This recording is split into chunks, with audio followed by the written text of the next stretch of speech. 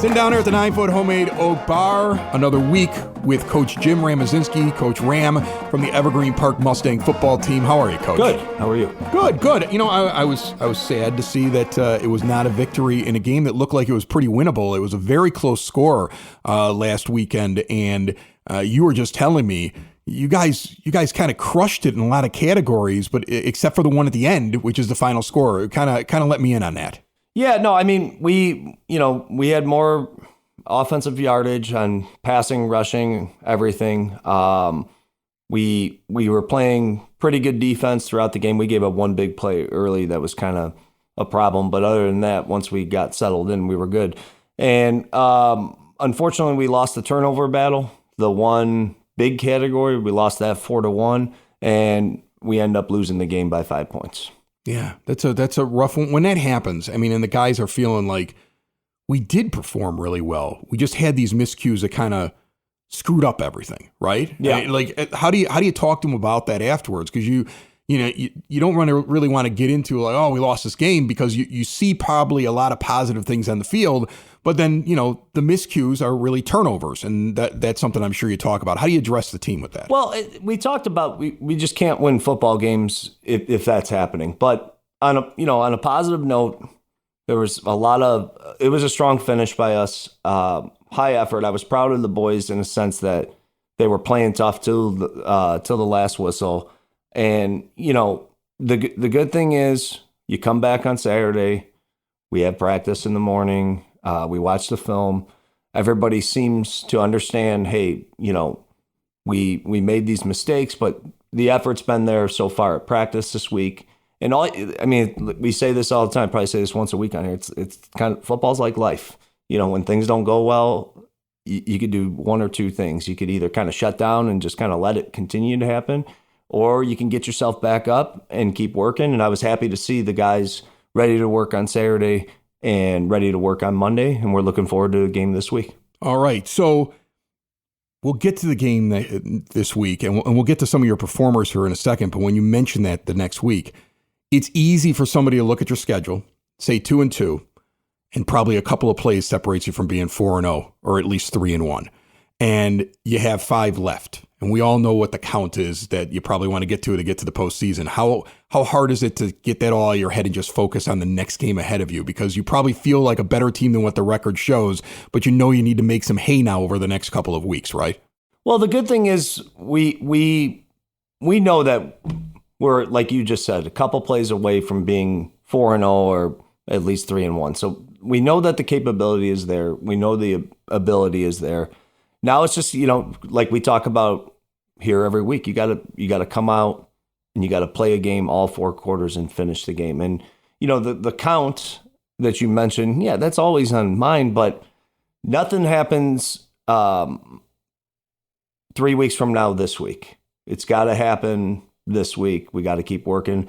And Shepard's a tough team. They're coming in, they're good. Watching them on film, they have some nice players. They're well coached.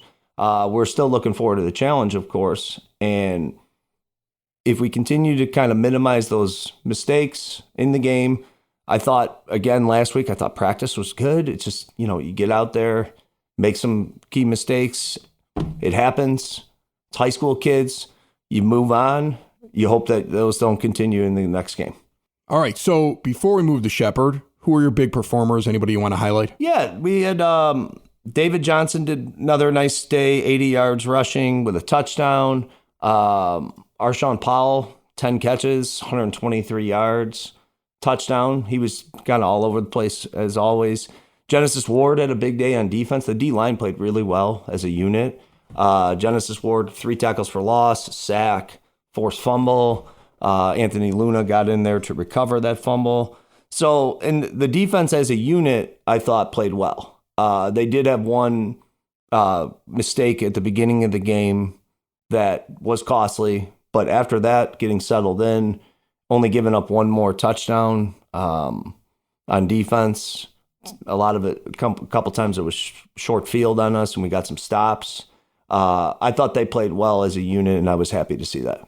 All right, so now we have a home game, and I found it really interesting. Like, your homecoming is not this week.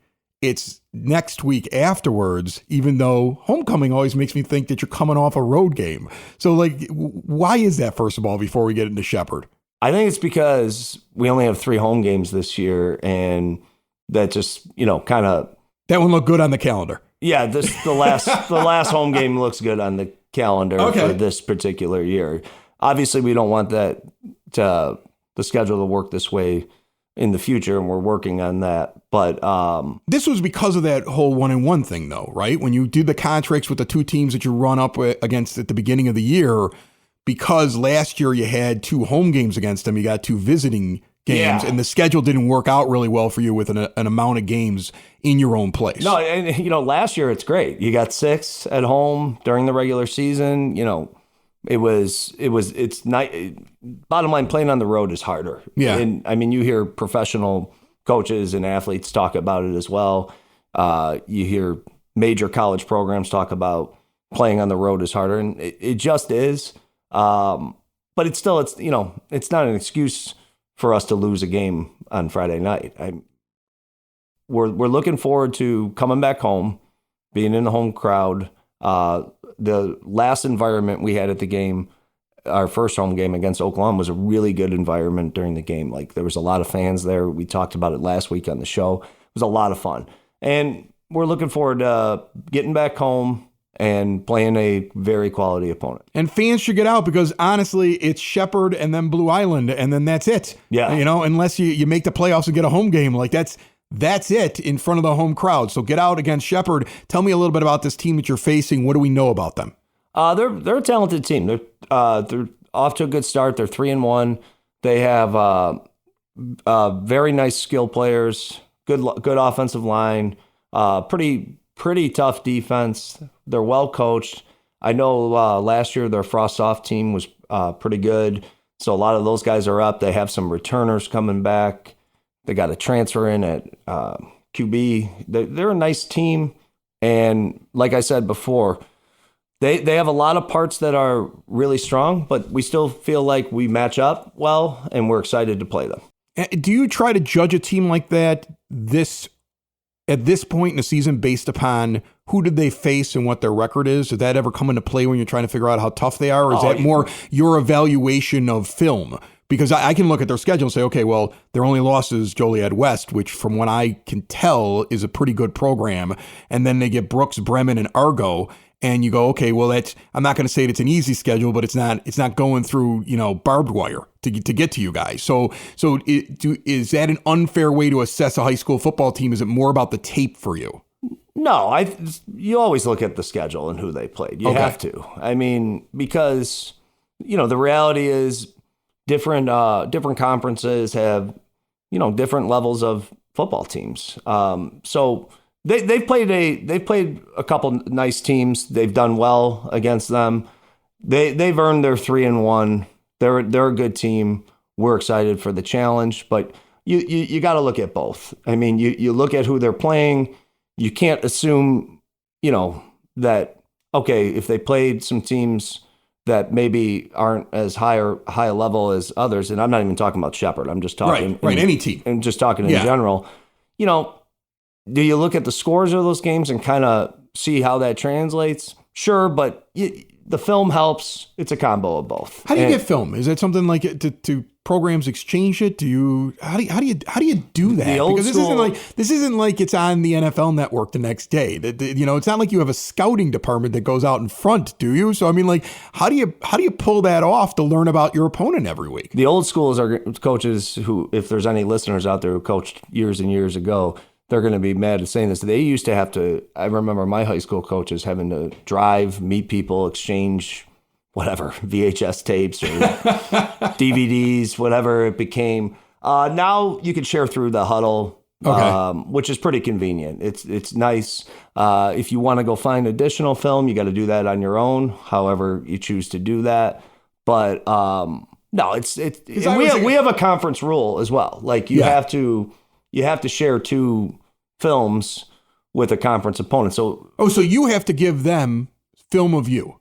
Yeah. Is that like okay? Because I always wonder, like, I love the TV show Friday Night Lights, right? Coach Taylor, that's my guy. All right. I still have not watched it. You've I never know. watched I'm like it? You gotta. I've heard a lot of people say you gotta watch it and and enjoy yourself some Tim Riggins. Okay. Yeah. I mean, like, you gotta enjoy that. Okay. But he always is watching film. Like, it's something that's always happening during a TV show. He's getting ready for another high school football game, and he's sitting there on his couch in his living room, and like he's not even paying attention to what's going on in the house because he's got to get ready for the game. And I always laugh, like, where does this come from? But it sounds like at least in this conference, you guys have to exchange some. Yeah, I think that's pretty standard in most conferences now. But our rule is you have to share 2 of yours, and they have to share 2 of theirs as well. And as a coaching staff, we can pick what 2 they want. Or I'm sorry, what 2 we want from them, and they pick what 2 they want. Okay, so they pick what they want from you. Yeah. Okay, so you don't get to pick the film. Like, okay, here's a film, really vanilla stuff. We're going to give them this thing. Like, you get to pick what. No, they're going to pick. And a lot of times when you're in conference, because I always think of like, how can I gain an advantage? Like, okay, we're going to send them this film here because this isn't giving anything away. But okay, they'll pick, and a lot of times they're going to pick when you're playing another conference team because then they have film on them, right, as well. Especially, obviously, if they haven't played them yet, they're playing them later in the season. It's honestly, it's much simpler now than it was years ago. It's Huddle makes it simple, and the conference rules make it accessible for everyone. All right. Any big plan? Any big focus? Anything that you're telling your guys going into this contest? No, we just got to play physical football. Shepard's a physical team. They got a tough running back. They got a tough defensive line, linebacking group. So just got to play physical. I was really happy to see our D-line step up in some physicality last week. I also, like we've talked about, the offensive line keeps continuing to take positive steps, which is great to see. And yeah, we just got to execute on both sides of the ball. Thinking back, like, let's think back to the last 2 games. It seems like both of the last 2 games, one side of the ball was performing really well, and the other side was just not quite as sharp. We need to get to a point where both sides of the ball are looking good at the same time. And we were able to get one win out of that, but then the next week we weren't. And, that's football. It's high school kids. We're trying our best to prepare them to win and be winners, not just on Friday night, but in general. And, playing football is a hard thing. That's why, there's a lot of people who do it, but there's a lot of people who don't do it. There's a lot of people who won't even try it because I think it's tough. I see it even with my own son. He's in 4th grade. He started this year. And even him, he's not used to practicing 5 days a week in a game every day after school. And I keep telling him, this is kind of how it is. And he's starting to enjoy it more and get used to it. But it's not an easy thing. But like I said, I'm proud of our effort throughout the game. Fought hard, came back with a positive attitude on Saturday and on Monday's practice. And I know that'll continue this week. And we'll be as prepared as possible for Friday night. All right, Friday night, Shepard. The Mustangs looking to get win number 3. Game starts at 7 p.m. in front of the home crowd. Get out there and support your team. One of only 3 home games they have all year long, so get out and support the Mustangs. They want to win this weekend, and good luck. Yeah, the home field atmosphere at Evergreen is really good. Our administrative team, our principal, Matt Dugan, Jim Solden, our AD, and all the tech people, they've done a great job of making this a fun experience for the students, for our players, for the families, and for all the fans. So we hope to see you out on Friday night. It's the EP Podcast, all things Evergreen Park. It's the EP Podcast, Evergreen Park.